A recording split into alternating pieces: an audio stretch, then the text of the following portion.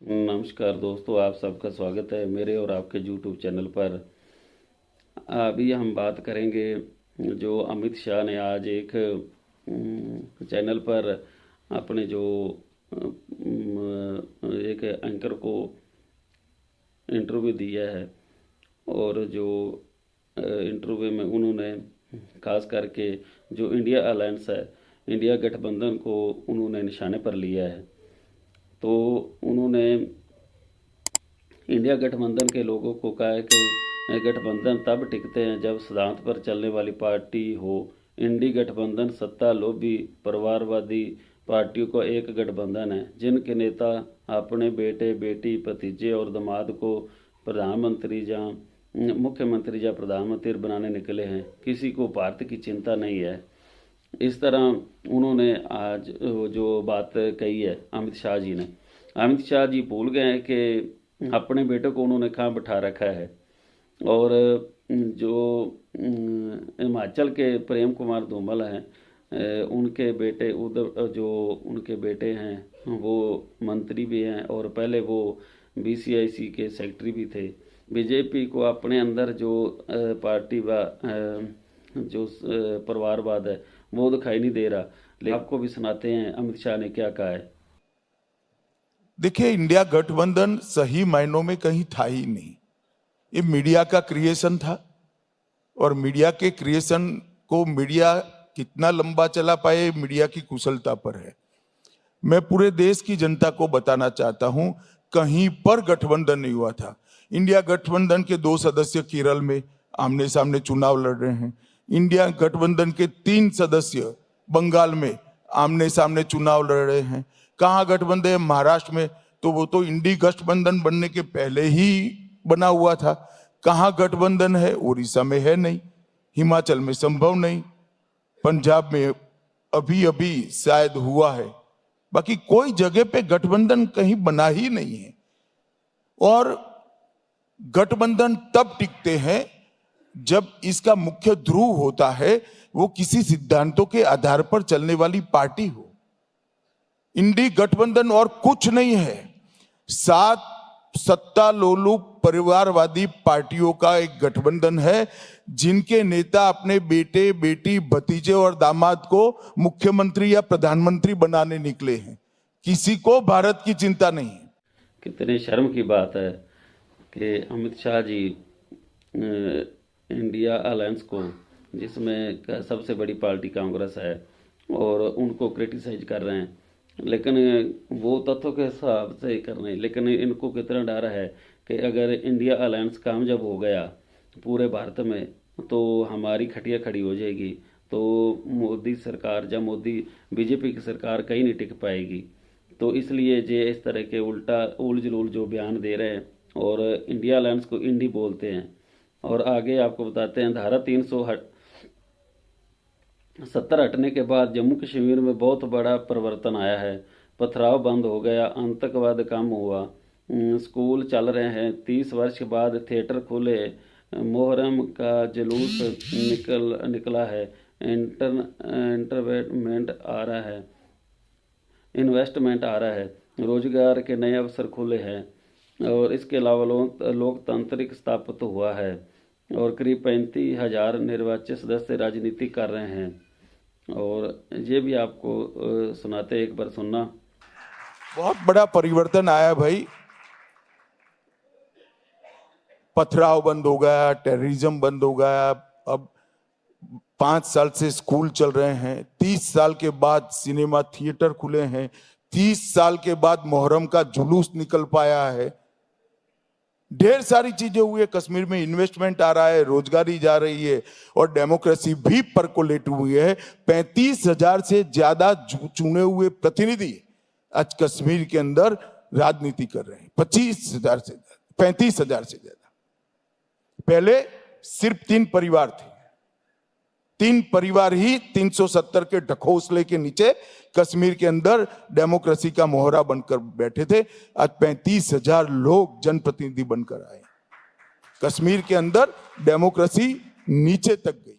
में अब पथराव नहीं होता, कोई हमला नहीं हो रहा है। लेकिन जो आतंकवादी हमले जो खास करके जो पंजाब के नौजवान जो आर्मी में भर्ती हैं, जो फौज में भर्ती हैं, जब वो मारे जाते हैं, उनके शव पंजाब में आते हैं, तो उस समय क्या अमित शाह को दिखाई नहीं देता वो कहाँ से अटैक हो रहा है।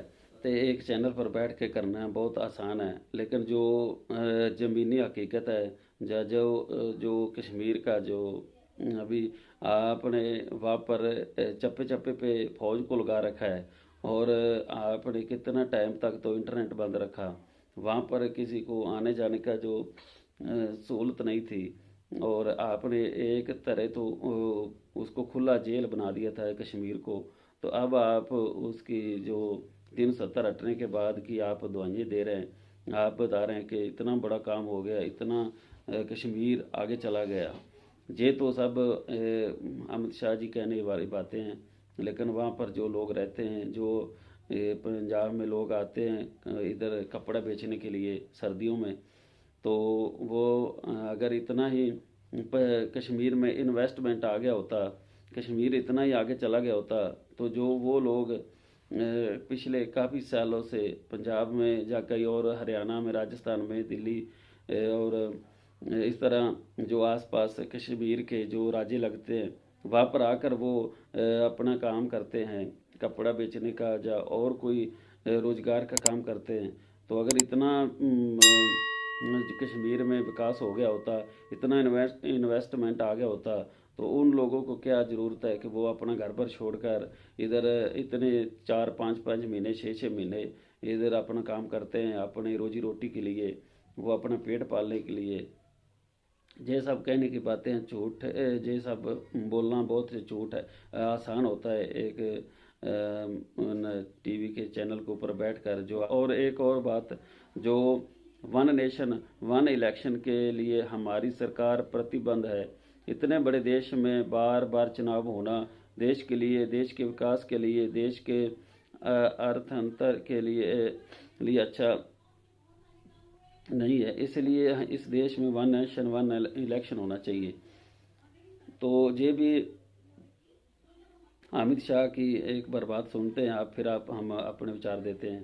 हमारी सरकार बिल्कुल प्रतिबद्ध है। इतने बड़े देश में बार बार चुनाव होना देश के लिए अच्छा नहीं है, देश के विकास के लिए अच्छा नहीं है, देश के अर्थतंत्र के लिए भी अच्छा नहीं। इसलिए इस देश में वन नेशन वन इलेक्शन होना ही चाहिए। इसीलिए मोदी जी ने कमेटी बनाई है, पूर्व राष्ट्रपति श्रीमान रामनाथ कोविंद जी की अध्यक्षता में वो कमेटी अपना काम कर रही है। मैं भी उसका मेंबर हूं।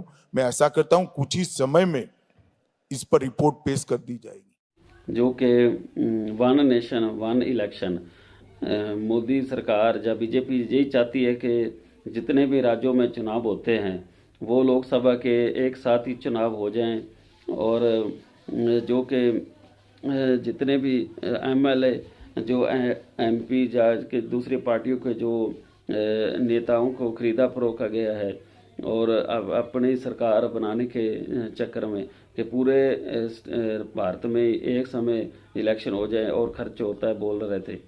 खर्च तो उस समय भी होगा, लेकिन जो संविधान में लिखा गया है, जो लोकतांत्रिक में पहले प्रक्रिया चल रही है, तो आप उसको बदलना चाहते हैं, और पूरा जो एक पूरे भारत में अपनी जो सेंटर में भी और जो राज्यों में भी सरकारें बनाना चाहते हैं, और पूरा कंट्रोल जो आप चाहते हैं कि वन नेशन वन इलेक्शन का करने का यही आपका मंतव्य है।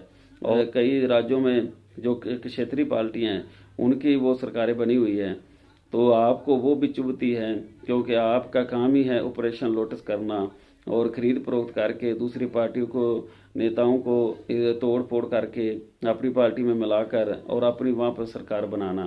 तो यही मंतव्य आपका है, यही आपकी सोच है, यही आपका एजेंडा है कि पूरे भारत में जितने भी स्टेट हैं, सब स्टेट में बीजेपी की सरकार हो और सेंटर में मोदी की सरकार हो, तो जो जितना कंट्रोल है दूसरी पार्टियों को, क्षेत्रीय पार्टियों को आप ख़त्म करना चाहते हैं।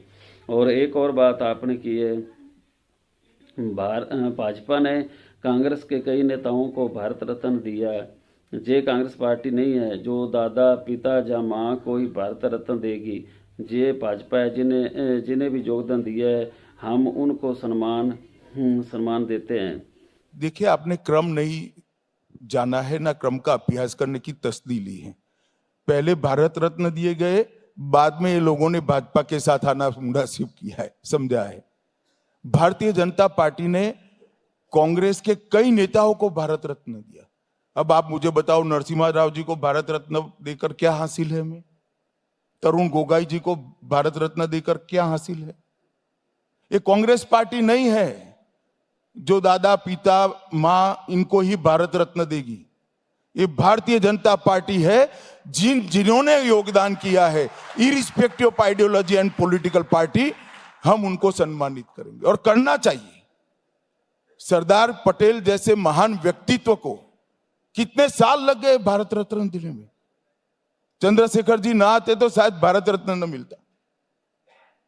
इस तरह से पद्म पुरस्कारों का और गौरव देने वाले पुरस्कारों का आवंटन राजनीतिक रूप से नहीं करना चाहिए।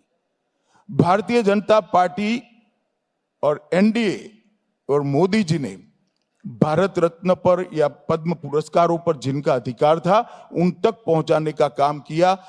दोस्तों, आप सब को क्या लगता है जो अमित शाह ने अभी जो बयान दिए हैं, जो आपको ये दिखाए हैं इंडिया अलायंस के बारे में, 370 के हटाने के बारे में, और जो भारत रत्न देने के बारे में, और वन नेशन वन इलेक्शन के बारे में, आप सबका क्या विचार है? आप अपनी राय जरूर देना कमेंट बॉक्स में। वीडियो अच्छा लगा तो लाइक करना, शेयर जरूर किया करें दोस्तों वीडियो। तो आप चैनल को ज्वाइन जरूर करें, सब्सक्राइब करें। आप सबका धन्यवाद।